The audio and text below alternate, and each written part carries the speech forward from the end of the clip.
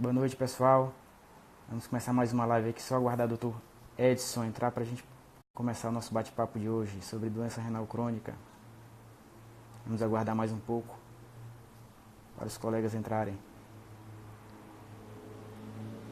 Edson, tá me escutando bem? Pode pedir a permissão aí para participar da nossa conversa.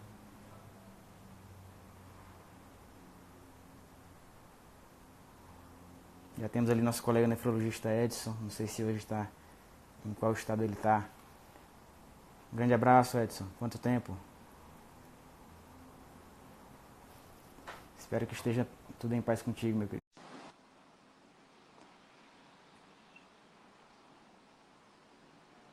Participe aí com a gente, viu, Edson? A gente vai conversar. Boa noite. Agora entrou? Boa noite, tudo bem?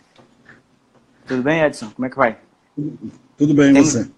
Tudo na Santa Paz. Como é que está aí? Tá bem. Falando do Rio de Janeiro hoje? Falando do Rio de Janeiro. Graças a Deus, hoje sem chuva, temperatura boa, guardando aqui ansioso esse contato com o Maranhão. Graças a Deus. Terra boa, terra bonita.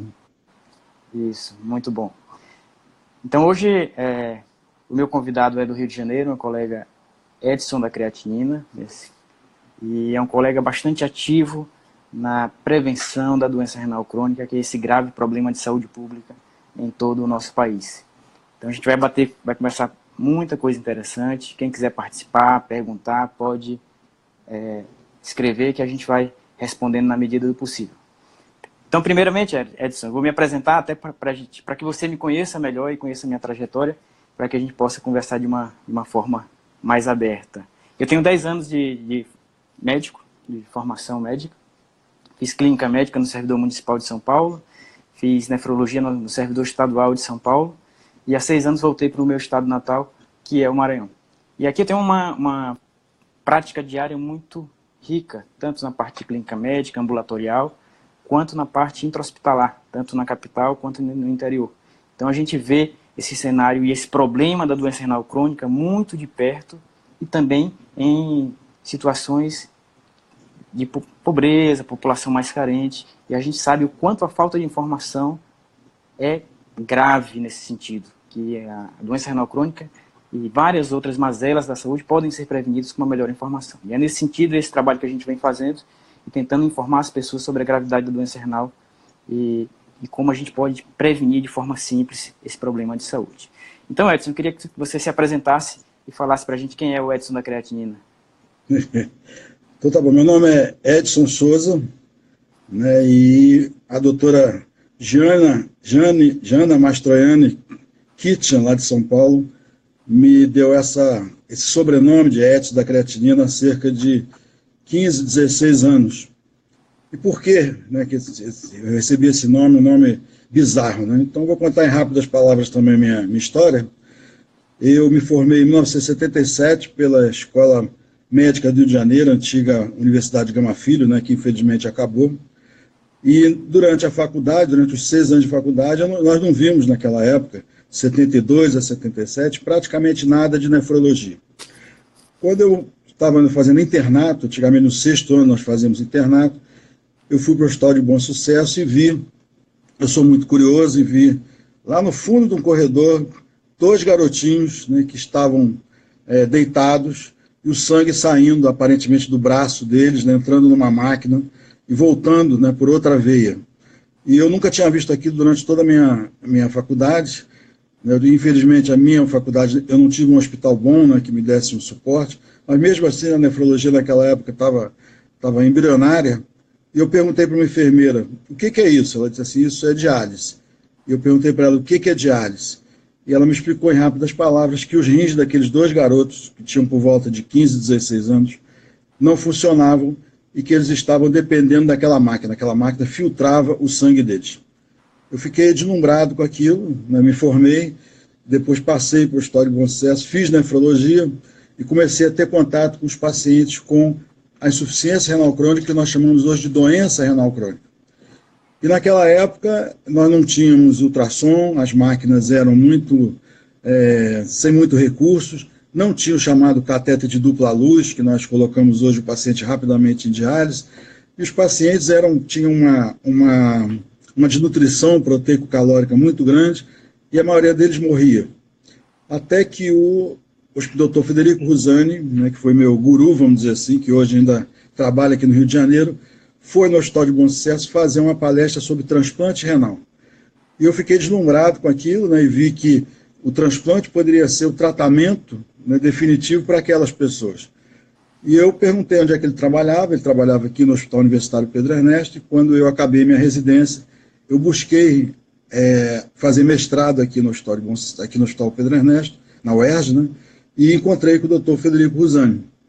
E aqui eu comecei a trabalhar, fui contratado pelo hospital, e paralelamente ao mestrado, né, que eu fiz em imunologia de transplante, eu comecei a participar dos transplantes renais aqui no Hospital Pedro Ernesto.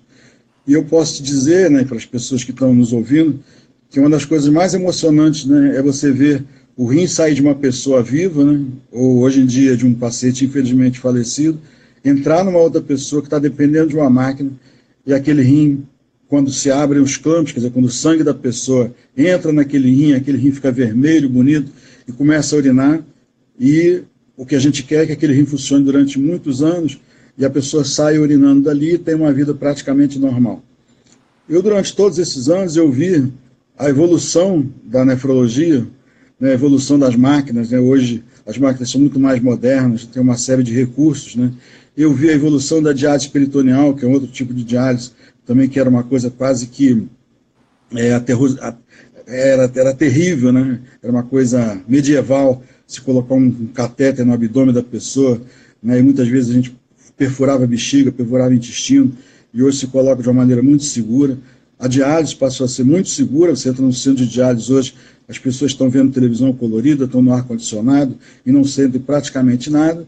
Realmente elas ficam presas àquela rotina de fazer 3 vezes por semana, mas mesmo assim elas conseguem ter uma vida, eu não vou dizer uma vida normal, mas uma vida praticamente perto do normal e almejando muitas delas para fazer o transplante renal. Mas aí chegou no ano mais ou menos 2002, 2003, eu passei numa banca de jornal e vi uma revista que dizia os exames que podem salvar a sua vida. E tinha uma tomografia computadorizada, um exame genético e um exame com uma radiologia muito avançada, né? E eu comprei a revista e fui procurar se existiam os exames mais simples para se diagnosticar um problema renal.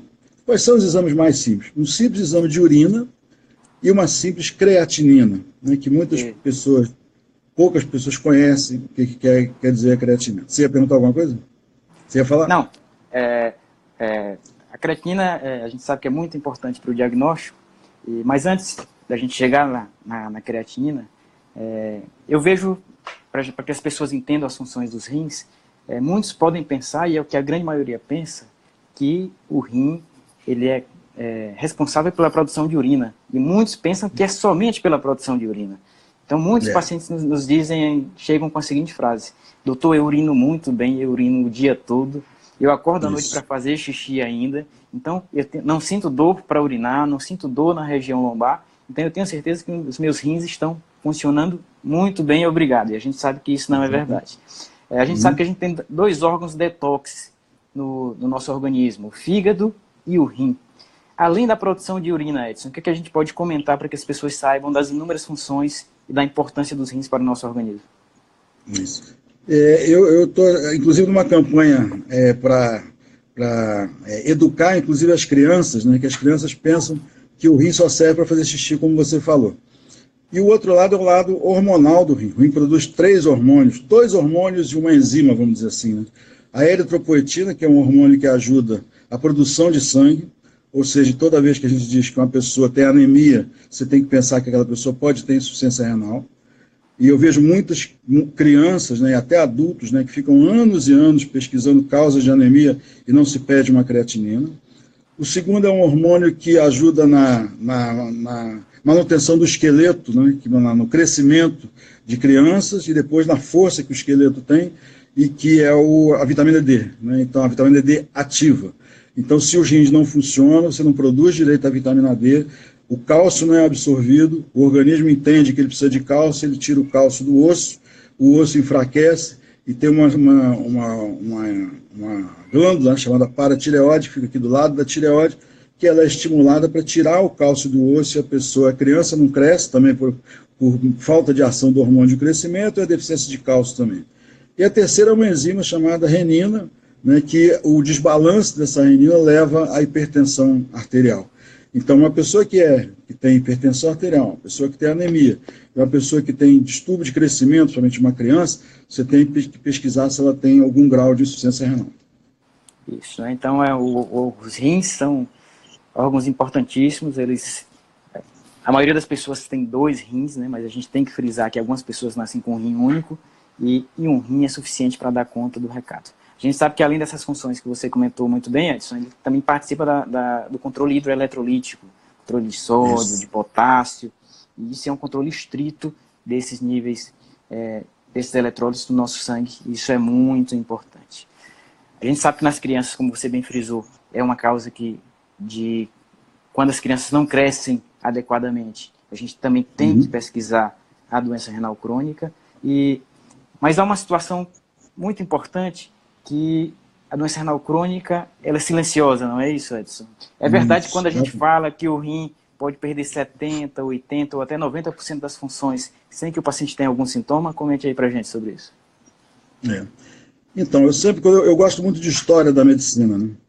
E o Hipócrates, lá em 300 a.C., ele já dizia assim, urina incolor é ruim. E a pessoa, quando diz, como você disse, né, doutor, eu não acredito que eu tenha problema renal, porque eu urino muito e urino clarinho. Né, e o rim ele serve para concentrar a urina. Então, quando a pessoa urina branco, que nem água, né, existe uma outra doença mais rara, chamada diabetes insípida, ou diabetes em si, mas muitas vezes é o rim que não está funcionando direito, e o acúmulo de uma série de substâncias leva, né, por força osmótica, a aumentar o volume de urina. O Hipócrates dizia assim também, bolhas na superfície da urina denotam problemas renais. Né? O que são bolhas? Bolhas são proteínas que os rins não estão conseguindo segurar por causa de uma lesão renal e está dando bolha, né? Quando a pessoa urina, está urinando com bolha. Infecções urinárias, né, levam também... Oi? A chamada urina espumosa, né? No vaso sanitário, a urina como se fosse espuma. Então, o Hipócrates já falava isso há muito tempo. Chegou na Idade Média, os médicos, quando começou a haver a formação de médicos na Idade Média lá na Itália, eles faziam uma chamada uroscopia, que é o que eu digo para meus alunos, que eles têm que fazer hoje em dia. O que é a uroscopia? É olhar a urina. A primeira coisa que você faz é olhar a sua urina. Você, eu e a maioria da população sabe como é que é uma urina normal. Né? Quando a pessoa urinar vermelho, não está normal. Quando a pessoa urinar cor de Coca-Cola, não está normal. Quando a pessoa urinar com espuma, não está normal. Né? Então, isso deve ser feito um exame de urina simples. Né? E você, na nossa combinação prévia, você falou para a gente falar no pai da nefrologia, que foi o Richard Bright, né? Lá na Inglaterra. Né? Isso, a gente sabe que a nefrologia como especialidade é relativamente nova. Né? E a gente data aí a gente descobriu a doença renal crônica, começou a vislumbrar sobre isso nos anos 1830, 1820, não foi isso, Edson? Comente para a gente sobre como foi essa descoberta. O Richard Bright, que a gente chama que é o pai da nefrologia, né, que nasceu lá na Inglaterra e trabalhou num hospital muito famoso chamado Guy's Hospital em Londres, né, ele foi o primeiro a fazer essa correlação da urina espumosa e ele esquentava a urina numa colher. Ele botava um pouquinho de urina na colher, botava uma chama de vela e aquela urina coagulava e ele mostrava que aquilo era proteína. A ureia já tinha sido descoberta. Né? Então, quando a pessoa chegava com edema, com um inchaço dos membros inferiores, chegava com a urina espumosa e ele botava a urina numa colher e a urina coagulava, ele dizia, esse paciente tem um problema renal grave.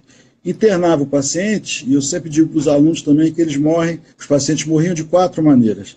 Ou morriam subitamente, você falou no controle hidroeletrolítico, e morriam porque o potássio subia muito, ou eles morriam com falta de ar, e a gente sabe que o rim elimina os ácidos, não morreu com acidose, o paciente fica taquipneico, não consegue respirar direito, ou o paciente borbulhava, quer dizer, excesso de líquido no pulmão, ele não conseguia eliminar o excesso de líquido, ou o paciente morria em uremia. Uremia é um termo que a gente tem que tomar muito cuidado, porque as pessoas acham que é só quando a ureia está muito alta. Mas uremia, ela abre um leque tão grande, e eu posso dizer que gosto ruim na boca pode ser um início da uremia. Distúrbio menstrual pode ser o início da uremia. Distúrbio cognitivo, uma criança que vai bem na escola e de repente não consegue pensar direito, fazer as provas direito, pode ser já um pouco de uremia e um pouco de anemia também. Depois, impotência sexual pode ser um problema de uremia, né? Gosto ruim na boca, como eu falei, falta de apetite, emagrecimento, edema, tudo isso são sinais que mostram que o rim pode não estar funcionando direito. Aí ele falou assim, ia fazer esse diagnóstico, depois ele fazia, as pessoas, infelizmente naquela época, todas morriam, e ele fazia a necrópsia. E na necrópsia ele via que os rins estavam diminuídos de tamanho, estavam com a superfície irregular. Os rins, normalmente, eles têm o tamanho de um mouse, mais ou menos que nem esse aqui, dependendo do tamanho da pessoa, né? E, posso desligar o telefone aqui? Só um segundo. Claro. Fique tranquilo. Pronto, desculpa. Então, quando o telefone estava tocando, esqueci de tirar do bolso. Então, eu li alguns trabalhos deles que todo mundo ficava com medo do Richard Bright. Quando o Richard Bright internava uma pessoa, ele dizia assim, já vem o Bright internar uma pessoa que vai morrer. Sim. Naquele tempo não tinha creatinina, que é a nossa grande estrela, né, que eu vou esperar você me perguntar por ela. Ele só tinha a ureia, ele só tinha um quadro clínico e tinha a genialidade, né, de saber que aquela pessoa com edema, com urina espumosa e com esse quadro ainda meio confuso de uremia, estava com problema de rim grave, né, e ia morrer. E todos morriam. É isso. Então isso demonstra o quão grave é quando os nossos rins não conseguem funcionar adequadamente. Então uma mensagem importantíssima para dizer a todos é que a doença renal crônica ela é uma doença silenciosa e geralmente ela não traz sintomas importantes até que o rim perca 70%, 80%, ou até mesmo 90% das funções. Então o paciente chega e recebe a notícia muito surpreso, doutor, eu não estava sentindo nada, eu estava urinando bem, e o senhor está me dizendo que meu rim está funcionando 30%, eu não estou acreditando nisso. E aí a gente vai explicar, tem que ser muita conversa para que o paciente entenda isso. Edson, mas aí as pessoas podem dizer o seguinte, não, mas a doença renal crônica, ela não é frequente na população, meu risco é baixo de ter a doença renal. E hoje a gente sabe que a doença renal crônica já é uma epidemia e cada vez mais as pessoas estão tendo esse problema de saúde. No Brasil a gente tem um pouco mais de 200 milhões de habitantes e as estimativas apontam que mais de 10% da nossa população, ou seja, mais de 20 milhões de pessoas, possuem algum grau de doença renal crônica. E o que é a doença renal crônica? Para que as pessoas entendam, se a gente for dividir em porcentagem a função renal, quando o rim funciona abaixo de 60%, a gente considera que o paciente tem doença renal crônica, não é isso? Quais são os fatores de risco para essa doença, Edson, para a doença renal crônica? Então, quando emergiu essa realidade que a doença renal crônica era uma epidemia, várias estatísticas surgiram pelo mundo inteiro e constataram que a causa mais comum de doença renal crônica no mundo é o diabetes. A segunda causa é a hipertensão arterial. E a terceira causa é dito que é uma glomerulopatia. Então, para quem não conhece direito os rins, né? Os rins são compostos de 1 milhão de filtrinhos, pequenos filtros, que ficam na superfície mais externa do rim, chamados glomérulos. Esses glomérulos podem ser atingidos por uma série de doenças, inclusive o diabetes também, a hipertensão arterial, e doenças que a gente não sabe a causa, que nós chamamos de glomerulopatias primárias, mas secundárias, a hepatite C pode dar, a hepatite B pode dar, o HIV pode dar, uma série de doenças infecciosas podem dar também, mas muitas doenças a gente não sabe a causa. Essas doenças são facilmente diagnosticadas com 4 exames. Com o exame de urina, que você vai ver proteína e sangue na urina, com a constatação de uma hipertensão arterial, que na maioria das vezes ocorre hipertensão arterial, com a eliminação de proteína pela urina, e com o aumento das chamadas escórias nitrogenadas, que nós chamamos a ureia e a creatinina. A ureia que nós falamos que o Brade já tinha, e a creatinina que foi descoberta em 1886 por um alemão chamado Max Jaffer, que não sabia para que servia a creatinina. O aparelho de pressão também não existia. Ele foi delineado, né, ele foi, vamos dizer assim, descoberto ou construído, né, por um italiano chamado Rivarotti em 1896. Então, no começo do século passado, quando ele já tinha o exame de urina, quando ele já tinha creatinina, quando ele já tinha ureia, já tinha o quadro clínico, as pessoas começaram, os médicos começaram a poder fazer o diagnóstico da doença renal. Não se sabia quais eram as consequências das doenças renais. Então, no começo do século, eles diziam assim, essa pessoa tem insuficiência renal e, infelizmente, vai morrer. E todas as pessoas morriam. E tem uma médica aqui no hospital, chamada doutora Raquel Bregman, né, e quando eu citar alguma frase que eu ouvi de outra pessoa, eu dou o crédito, e essa frase é dela. Sim. A nefrologia começou do mais complicado para o mais simples. Então, por volta de 1902, 1903, os médicos disseram assim, se os rins são vitais para as pessoas, como é o cérebro, o coração e os pulmões, né, e o fígado também, mas não imediatamente. Mas o rim, quando ele para de funcionar, as pessoas morrem. Por que não transplantar o órgão naquele tempo, de um animal, e utilizaram de cabras e de porcos, para esses indivíduos? E assim começou o transplante renal lá em 1906, em Lyon, na França.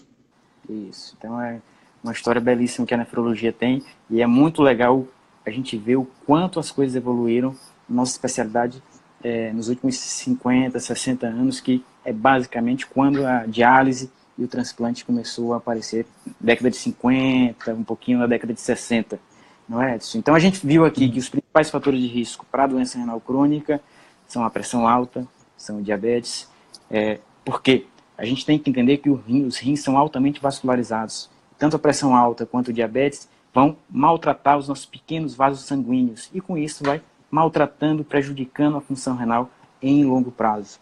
A gente tem outras situações, o paciente que também, idoso, já é um paciente de risco para a doença renal crônica, o rim também vai fazendo aniversário junto com a gente, e depois dos 35, 40 anos a gente vai tendo uma perda gradual, claro que lenta, ao longo dos anos, e o grande problema mora quando a gente vai prejudicando o rim excessivamente com esses outros problemas. A gente tem outras situações menos frequentes, como você comentou, como doenças autoimunes, glomerulonefrites, HIV. É interessante que na década de 80, né, quando ainda o HIV/AIDS ainda estava surgindo naquela época, e os pacientes morriam muito rápido com insuficiência renal pelo HIV. Então, de 3 a 6 meses, uma evolução explosiva, e uma doença específica do rim que a gente chama de glomerulosclerose colapsante. E que hoje, qual é o tratamento dessa doença? É tratar o HIV. Quando a gente trata a causa, a doença do rim, o rim é reflexo do nosso organismo. Se a gente trata uma doença sistêmica que está prejudicando ele, claro que os rins, a tendência é que eles fiquem numa boa e se recuperem. Então, os 3 principais fatores de risco hoje: diabetes, pressão alta e obesidade, né? A gente tem uma população cada vez mais obesa. A nossa população brasileira hoje, 20% tem sobrepeso, 20% está obesa e 50% tem sobrepeso. A gente está na esteira dos americanos, cada vez mais a gente está ficando, a nossa população, com excesso de peso, e através dessa síndrome metabólica, em que a resistência à insulina tem um fator fisiopatogênico muito importante na formação e causando doenças, na verdade, como o diabetes, a pressão alta, e o rim vai sendo atingido nessa situação. Então, pacientes hipertensos, diabéticos, idosos e que estão acima do peso é a população de maior risco para a doença renal. E como também aqueles que possuem algum familiar com doença renal na família.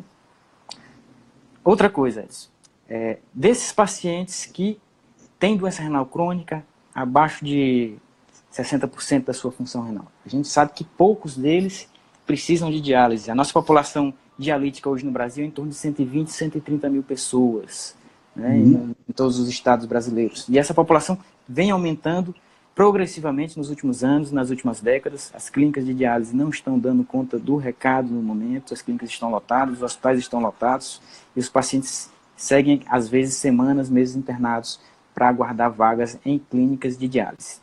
Aí o paciente pode dizer assim, eu tenho doença renal crônica, mas meu rim funciona à metade, eu não sinto nada, e eu não vou cuidar disso, não vou ao médico porque eu não estou sentindo nada. E poucas pessoas chegam a precisar de diálise. Mas é importante a gente frisar que os que chegam em diálise são vencedores, na verdade.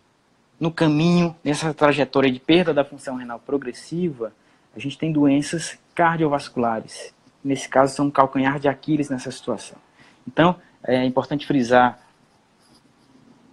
para todo mundo que a maioria dos pacientes com doença renal crônica, eles não chegam a precisar de diálise, porque ou são tratados, ok, ou então morrem por alguma doença cardiovascular. O paciente com doença renal crônica ele já possui um alto risco cardiovascular, insuficiência cardíaca, infartos e tudo mais. Então é importante a gente frisar que mesmo sem sentir nada, já há um risco maior para outras doenças, outras situações que a gente deve fazer um acompanhamento disso, não é, Edson? Poderia pincelar sobre essa situação? Isso, o mais legal, também não vamos esquecer das crianças também, né? As crianças, eu tenho um capítulo que eu tenho muito carinho no Atualidades de Nefrologia, que é chamado de Prevenção da Doença Renal do Pré-Natal à Terceira Idade, né? Então, a prevenção da doença renal começa antes da gravidez, quando a mãe deve tomar ácido fólico para evitar a malformação congênita, que é a mielomeningocele, que vai levar à infecção de repetição. Depois, quando a criança ela pode nascer com uma malformação qualquer e uma obstrução do trato urinário, que deve ser operada rapidamente, tipo um refluxo vesicolateral, se tiver uma obstrução de um dos rins. Então isso, o ultrassom durante a gestação e o ultrassom logo depois que ela nasce, ela pode ser muito útil para preservar aquela função renal.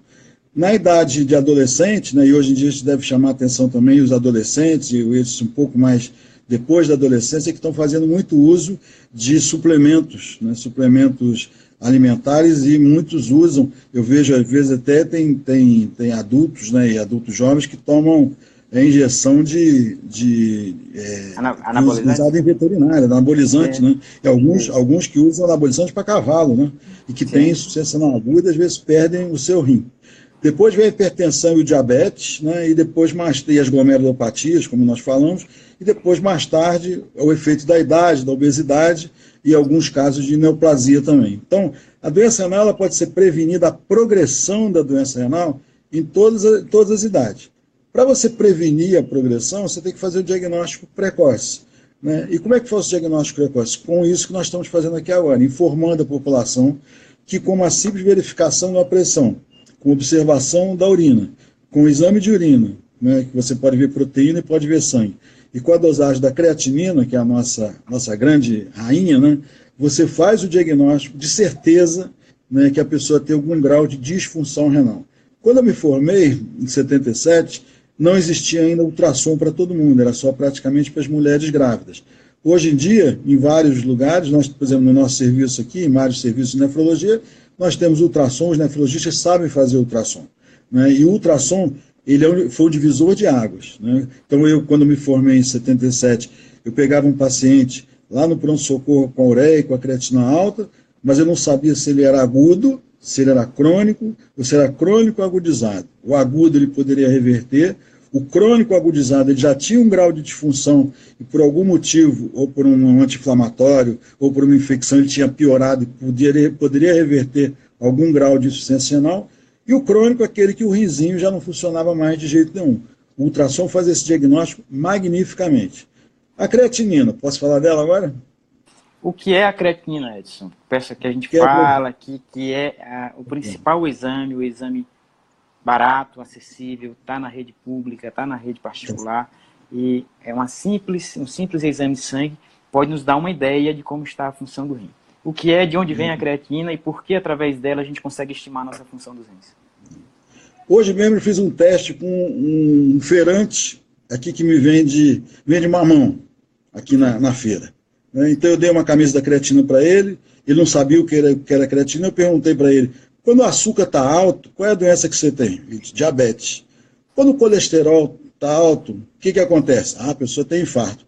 E a creatinina, então? Ele sabia o que era colesterol, sabia o que era glicose, mas nunca tinha ouvido falar em creatinina. E isso, eu posso te afirmar, né, que 95%, 98% da população não sabe o que é creatinina. E é uma coisa tão simples, rápida e barata, que a gente vai falar aqui em 2 minutos. Né? A creatinina vem da creatina que está nos músculos. Descobriram lá em 1800, ela foi descoberta em 1886 por um alemão, mas a circulação da creatinina no sangue foi mais ou menos delineada no começo do século. O que acontece com ela? Ela é livremente filtrada naqueles filtrinhos chamados glomérulos, e depois se passa por uma série de túbulos no rim, e ela é eliminada pelo rim. Ela é um pouco secretada, mas isso não vamos entrar em muitos detalhes. Ela é eliminada pelo rim. Quando os rins começam a parar de funcionar, a creatinina vai se acumulando no sangue. E como toda substância que é determinada pelos laboratórios, ela tem um valor normal. Como ela vem da creatina, do músculo, quanto mais músculo, maior o valor da creatinina. Ou seja, qual é o valor normal? Para uma criança, é mais ou menos 0,4 a 0,6 miligramas por decilitro. Para uma mulher não musculosa, é na faixa de 0,8. E para um homem, que nem nós, eu estou mais velho que você, mas você que ainda é jovem, é na faixa de 1 de miligrama por decilitro. Qualquer valor acima disso é sinal de que os rins não estão funcionando perfeitamente. Qual é a grande vantagem da creatinina? É que ela é muito específica. Não tem nada, nenhuma outra doença que aumente a creatinina a não ser a insuficiência renal. Qual é a desvantagem da creatinina? É que ela é pouco sensível, é aquilo que você falou. O que quer dizer isso para os leigos? Ela demora a subir um pouco. Né? Existem outros, a gente chama isso de marcadores.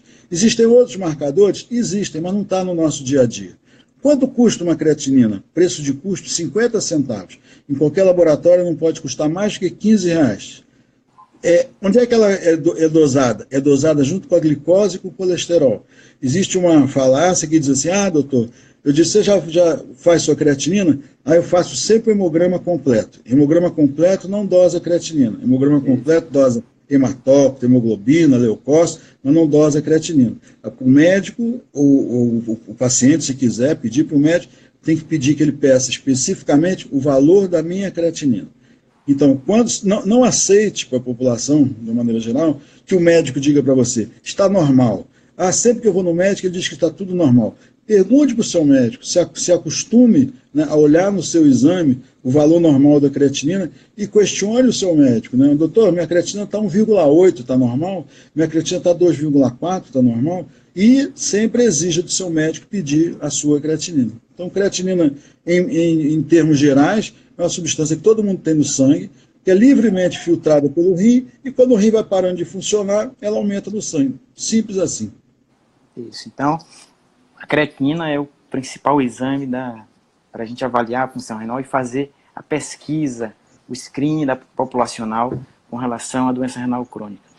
Os quatro exames mais importantes para avaliar a função renal, como bem o Edson falou, a gente poderia falar da creatinina, do exame de sangue, do hemograma, porque quando a gente tem anemia, a gente passa a pensar alguma presença de sangue na urina, alguma perda de proteína na urina, porque não é normal que a gente perca proteína em grande quantidade na urina. Isso a gente pode dosar tanto em uma urina de amostra simples, quanto em uma coleta por 24 horas. Se o paciente perde muita proteína no xixi, isso indica que há alguma lesão renal, e quanto maior for essa perda de proteína, isso indica que a chance de progressão, a velocidade com que a perca de função renal possa ocorrer, tem uma tendência a ser mais veloz. Então a gente sempre tem que combater a perda de proteína na urina.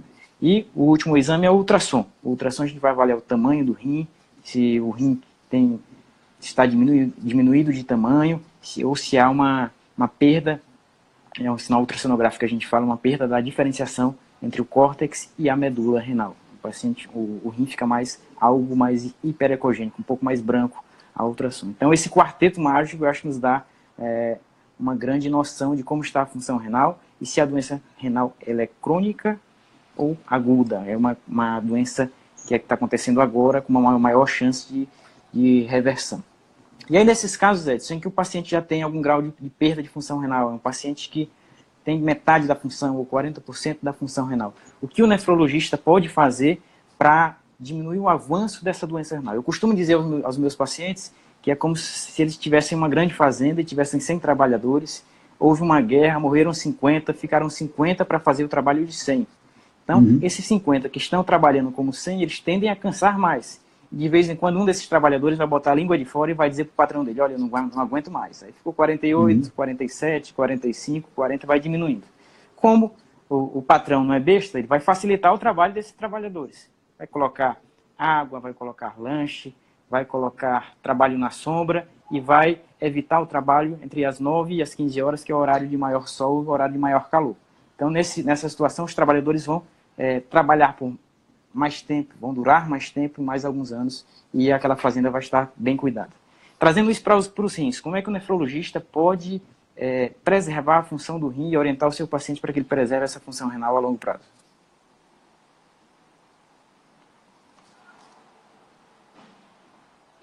Ficou lento aqui. Oi?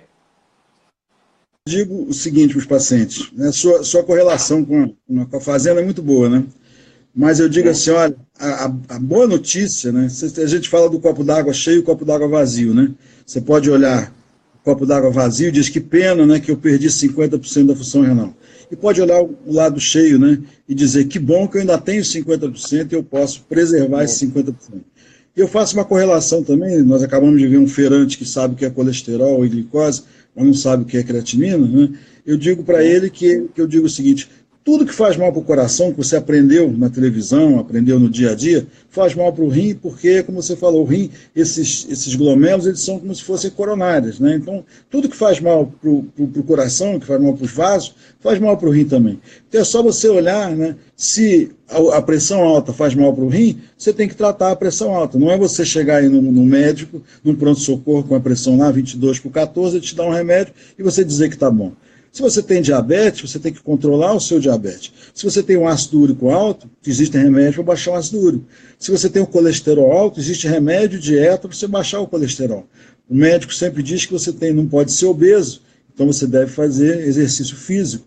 Você deve evitar os medicamentos nefrotóxicos, tóxicos, principalmente os anti-inflamatórios, os antibióticos.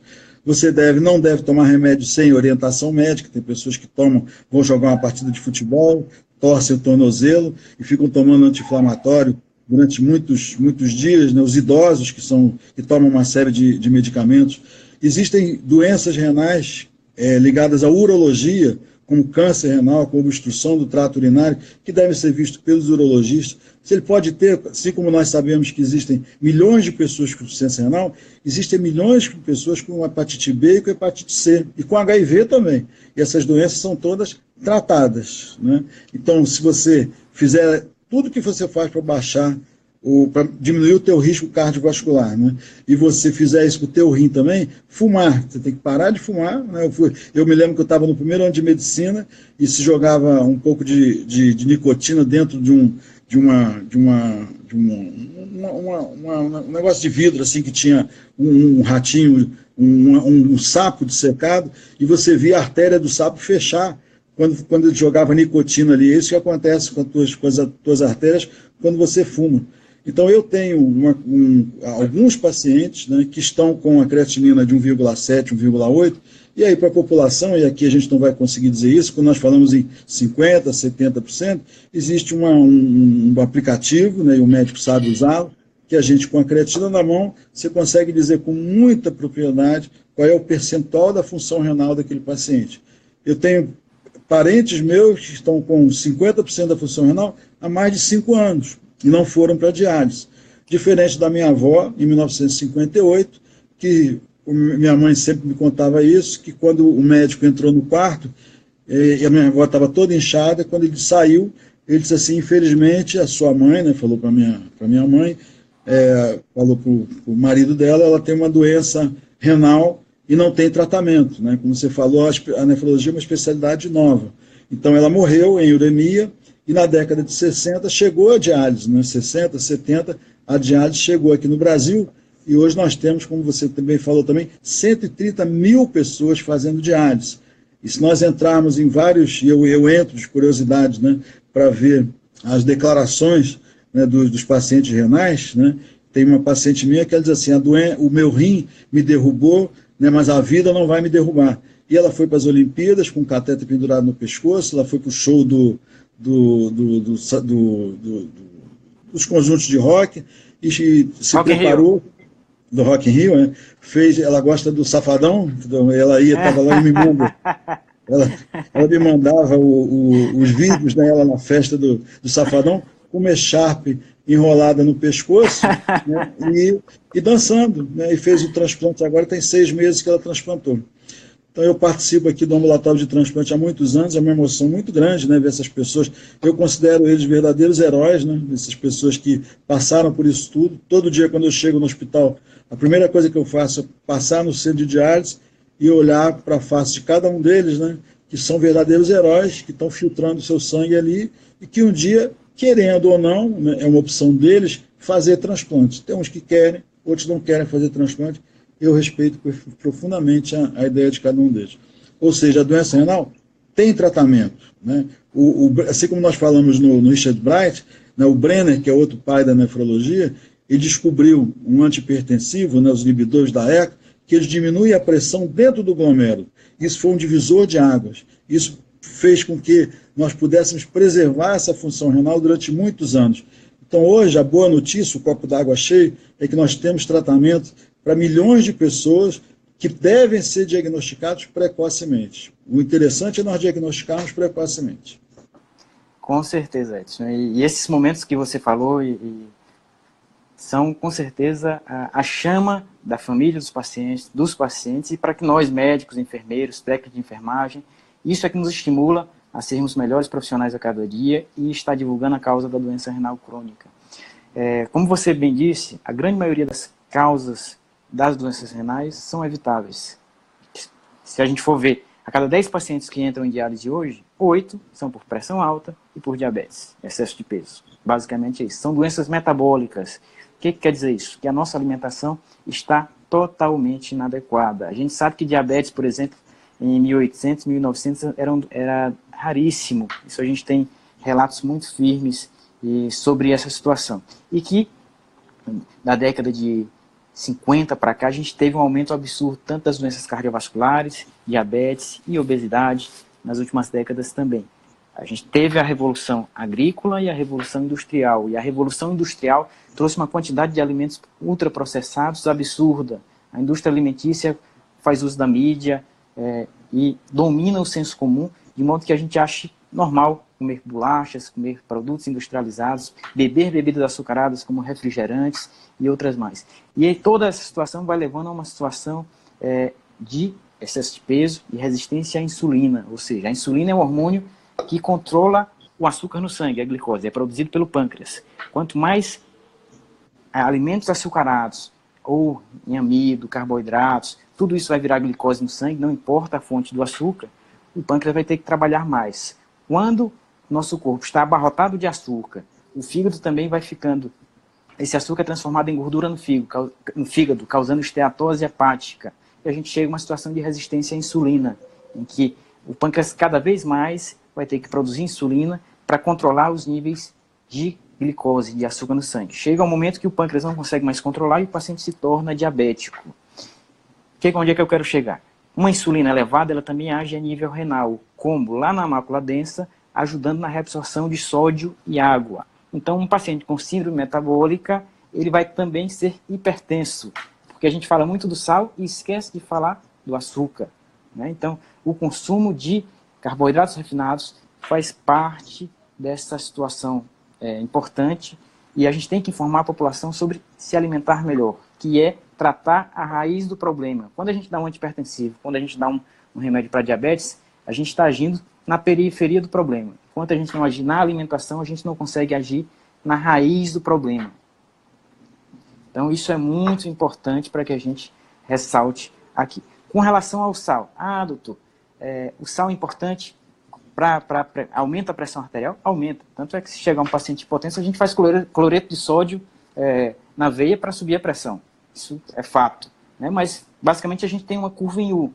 Parece não ser muito bom a gente consumir pouco sal, menos que 3 gramas, e também consumir muito sal, acima de 10 gramas também, pode ser prejudicial. É isso que os estudos indicam para a gente. Eu costumo dizer que quando a gente come comida de verdade e usa o sal na culinária, no tempero e tudo mais, dificilmente você vai consumir sal em excesso. Por quê? Porque se uma carne está salgada, aquela carne vai ficar intragável e você não vai comer.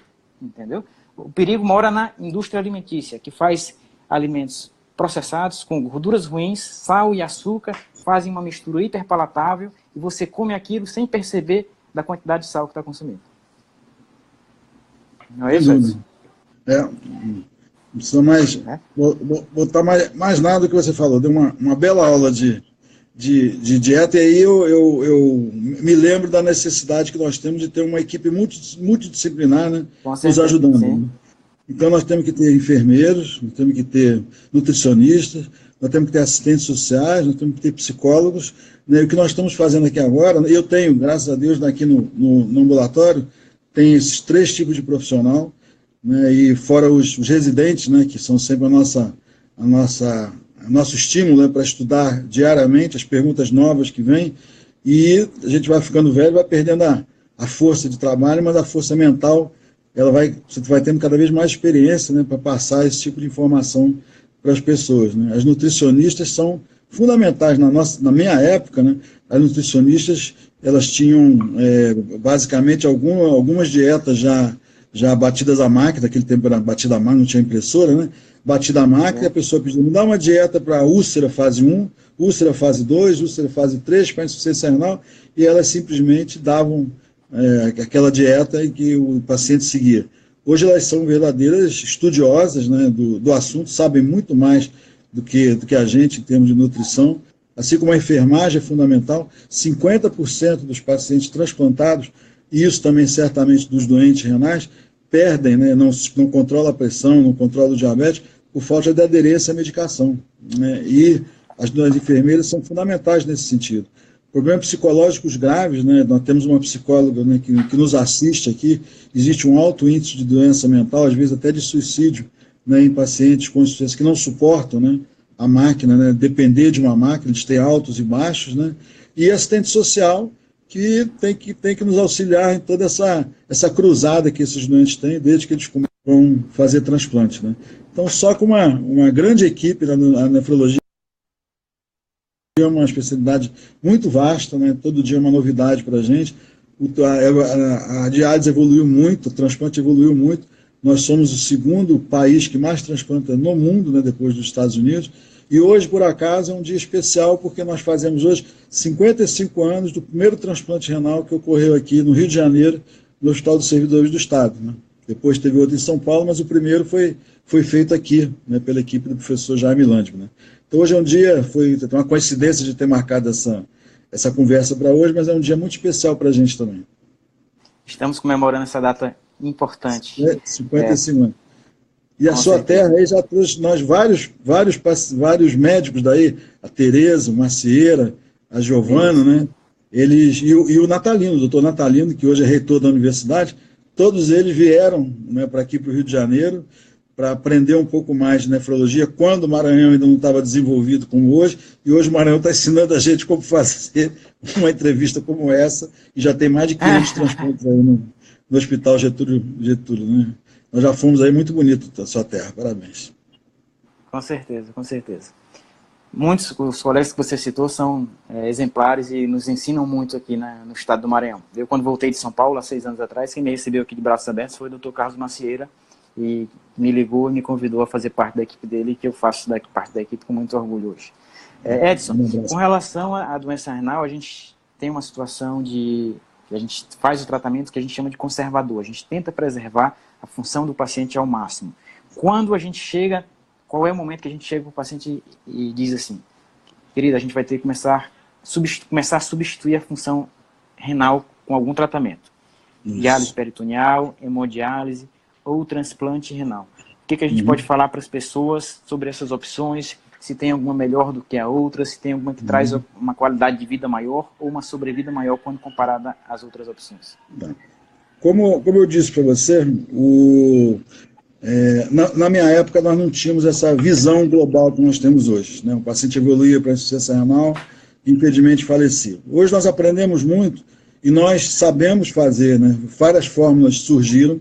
Hoje você, com uma simples creatinina, você consegue dizer para o paciente que ele está 40, 30, e eu digo que 30% da função é a chamada hora da verdade. Você não precisa chegar para um paciente que tem 80% da função renal e dizer que ele vai evoluir, você nem sabe se vai evoluir para diálise e transplante. Mas você já começa, quando ele vai baixando, por exemplo, um paciente diabético que não está seguindo a dieta direito, ele foi para 50% a função, está na hora de você dar um aperto nele e dizer assim, olha, se você continuar assim, o seu rim vai acabar parando de funcionar. Se ele ficou obeso, se a glicose dele está sempre alta, se a pressão dele está sempre alta. Então eu digo que a hora da verdade é na faixa de 30 ml por minuto, ou 30% da função renal, é a hora da verdade que se diz para ele. a sua tendência, né, é que você precise de uma substituição da função renal. A coisa mais honesta do mundo é você dar para ele as 3 oportunidades e mostrar para ele o que é diálise peritoneal, o que é hemodiálise e o que é transplante renal. E ele vai ter o direito de escolher, né, uma das 3 tratamentos que vai ser feito quando ele estiver na faixa entre 20% e 10% da função renal. Abaixo de 10%, quase que certamente ele vai precisar. Existe a possibilidade, né, de fazer um transplante antes de fazer diálise. A gente chama isso de transplante renal preemptivo. Quando que a gente faz? Quando ele estiver com 5% da função renal, estiver quase morrendo e precisando de diálise de urgência? Não. Vai fazer quando tiver 30%, que ele ainda urina muito, que ele ainda consegue fazer, não precisar de diálise? Também não. Existem vários tratamentos, né, tratamento para diminuir o fósforo, tratamento para aumentar o hematócrito dele com hormônio, aquele hormônio que o rim produz há muitos anos, que a gente consegue injetar esse hormônio subcutâneo ou pela veia do paciente.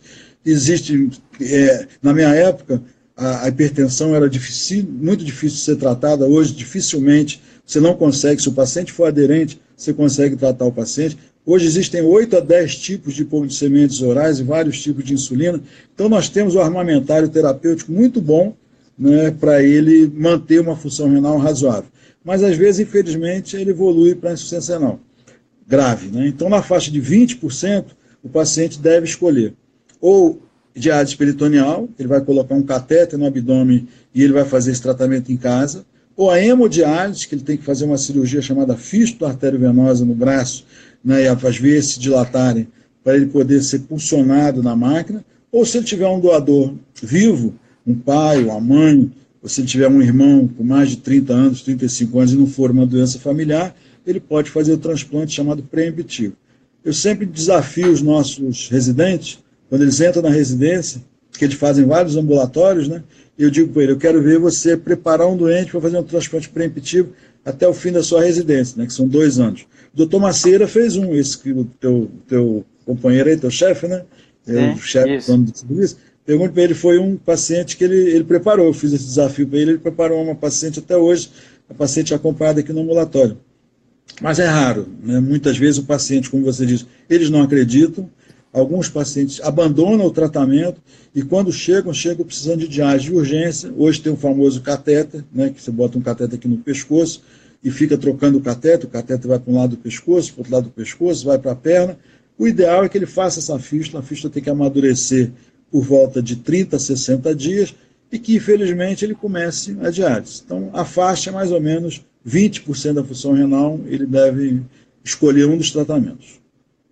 Com certeza. Então, esse paciente vai escolher o tratamento e eu acho que uma mensagem a passar para esse paciente que está sendo preparado para diálise, se for optar por hemodiálise, que é a diálise mais frequente no nosso país, daqueles 120, 130 mil pacientes, cerca de 90% fazem hemodiálise e apenas 10% fazem diálise peritoneal. A penetração da diálise peritoneal, a frequência da diálise peritoneal em nosso país é abaixo, é aquém daquilo que a gente poderia fazer por diversos motivos. Tanto isso tem motivos educacionais, da formação do médico nefrologista, e muitos não têm o cacuete para fazer a peritoneal, e os serviços para a peritoneal são mais escassos.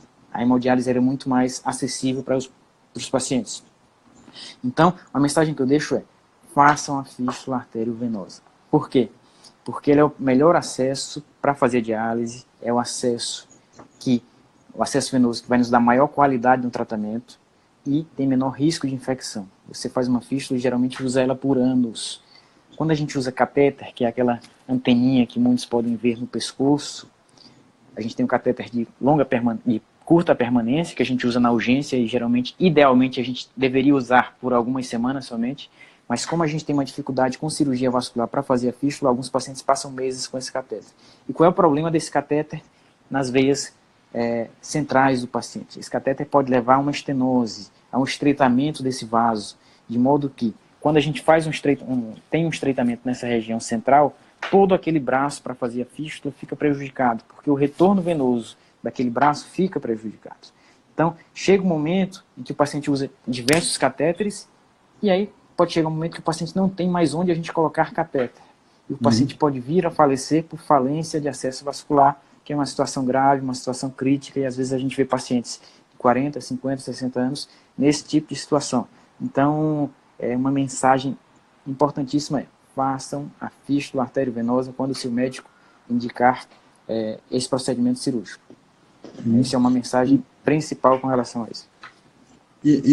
Aproveitando esse detalhe que você falou, eu sempre deixo, quando eu começo a dar aula para os alunos do 4º ano, e para a enfermagem também, eu faço uma pergunta simples. Quantos de vocês acreditam na transparência, na idoneidade, na honestidade da fila de transplante renal aqui do Brasil? E, invariavelmente, 90% a 95% não acreditam, porque o reflexo, né, dessa resposta é o reflexo da nossa sociedade, que todo dia você liga a televisão e você vê só escândalo, escândalo, escândalo. Você não vai imaginar que de transplante seja uma fila honesta. E eu posso te afirmar, né, hoje você é bem mais jovem que eu, que antigamente nós não tínhamos a organização que a gente tem hoje, e a gente fez tudo que essa fila não fosse bypassada, né, por algum tipo de influência social, econômica, ou de interesse ou de amizade. Mas podia haver uma desconfiança, né, que o doutor Edson passasse alguém na frente, que a doutora Deise passasse alguém na frente, o doutor Cavalieri, o doutor Fred, mas eu posso te afirmar que nunca ocorreu isso. Hoje é praticamente impossível fazer isso. Mesmo se alguém quisesse fazer isso, hoje existe um sistema chamado Sistema Nacional de Transplante, né, que ele é organizado em todos os estados do Brasil. Aqui no Rio é chamado PET, Programa Estadual de Transplante, e nós não temos nenhuma ingerência, né, não temos nenhuma autoridade sobre as pessoas que vêm transplantar. Então vocês podem, né, quem está nos ouvindo, né, e passar para as pessoas que essa fila é intransponível. Né? Se qualquer pessoa precisar de um rim aqui no Brasil, ele não pode comprar um rim, ele não pode passar o rim de doador falecido. Né? Ele não pode passar na frente de ninguém, ele não vai ter jeito de passar na frente, porque isso tudo é comandado por computador, e nós já recebemos o paciente que seguiu todos os trâmites, né, que ele entrou numa fila, e isso que você falou, a falta de acesso, é uma das únicas situações em que você pode ter uma prioridade para a pessoa que vai morrer, mas isso também não é feito assim, né? A pessoa mandar um bilhete, olha, não tem acesso. Isso é passado por uma câmara técnica, aqui no Rio, passado por 5, 6 médicos diferentes, até que se autoriza, né, aquela pessoa que vai morrer a receber um rim. Eu não gosto de falar na frente, com a priorização. As crianças também têm uma pontuação um pouco maior, até 18 anos. Quando ela faz 18 anos, ela perde essa prioridade. Então, crianças e falta de acesso, em alguns casos de diabetes, quando tem na falta de 20% da função, eles podem ter uma priorização. O resto das pessoas tem que entrar na fila e tem que esperar. Antigamente era por ordem de chegada. Hoje é por compatibilidade genética. Né? Então, por que isso? Né? Porque a gente sabe que quanto melhor a compatibilidade genética com o doador falecido, maior o sucesso do transplante. Né? Demorou um tempo para as pessoas entenderem isso, né? Porque antigamente era por ordem de chegada. E demorava 6, 7 anos, as pessoas morriam na fila. Hoje, o sucesso é maior porque nós fazemos um teste, é feito no Instituto de Hematologia, nem somos nós que fazemos, e aquela pessoa já vem, quando existe um doador falecido, o sangue daquela pessoa é cruzado com a pessoa da fila e já vem para nós o paciente que é mais compatível. Então você que está aí do outro lado pode acreditar, né, na fila de transplante do Brasil, que não há nenhum tipo de prioridade. Com certeza. Então, quando o paciente precisa, quando os rins já não dão mais conta do recado, a gente tem que escolher entre 3 alternativas: hemodiálise, diálise peritoneal e o transplante renal. Os 3 têm qualidades e algumas deficiências, digamos assim.